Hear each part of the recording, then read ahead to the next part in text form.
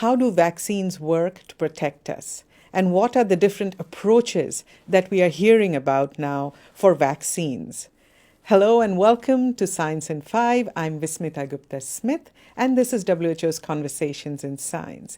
Explaining this and more today is WHO's Dr. Catherine O'Brien. Welcome, Kate.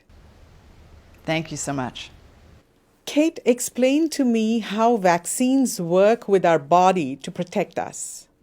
Vaccines, what they do is they are a part of the germ that our body can recognize and develop an immune response to, so that the next time that we see the real germ, there are already fighters in our body to protect us against the infection.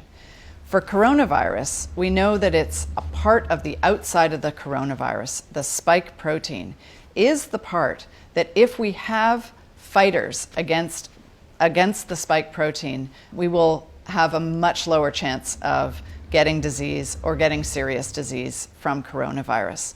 And the fighters that what I'm speaking about, those are called antibodies. It's the part of our immune system that is the part that can attack that particular part of the virus. So we're hearing about different terms like mRNA and different approaches. Explain that, please. So all of the vaccines are ultimately trying to do one thing. They're trying to get that part of the virus, the spike protein that I just spoke about, into the body so that our immune system can develop antibodies against the spike protein. And there are two big categories of approaches to do that. The first approach is just put in the vaccine part of the spike protein or the spike protein itself. And the second category is give the instructions for how to make the spike protein and let the body produce the spike protein. In the first group, where we actually give part of the spike protein, this is how the vaccines that we have for lots of other diseases work. And sometimes the vaccine is developed so that it has just that part of the germ in it, in this case the spike protein. And in other cases, what is given is a highly weakened or even killed version of the virus that still has the spike protein on it. So there are different strategies within that first category of giving the spike protein. In all cases, it is so weakened, the particles that are given, that they don't cause disease in us. So you're not going to get disease from the vaccines that are given, even if it's a weakened part of the germ.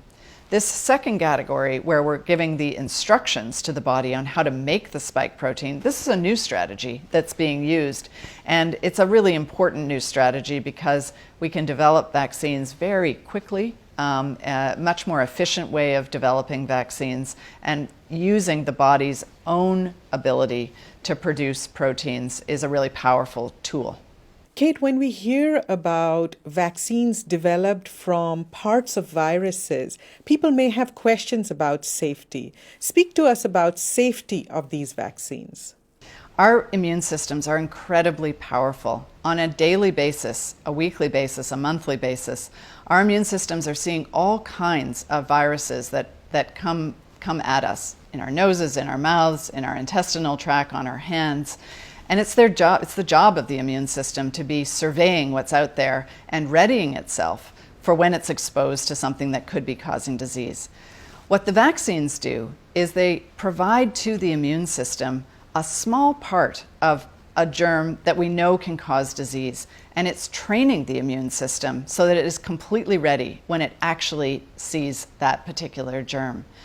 The vaccines that we have that have been used in hundreds of billions of doses for decades, and in fact for centuries for some of the vaccines, have been studied, evaluated for safety and for the impact that they have.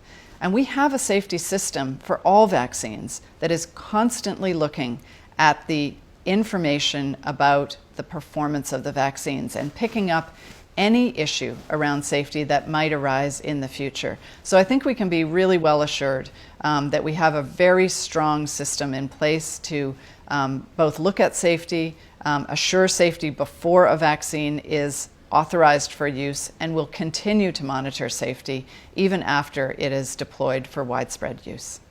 There you have it, Dr. Catherine O'Brien explaining how vaccines protect us. Remember, there is a lot of misinformation about vaccines out there. So please share this information with your loved ones, with your friends and your networks, and be the source of scientific, evidence-based information. Until next time then, stay safe, stay healthy, and stick with science.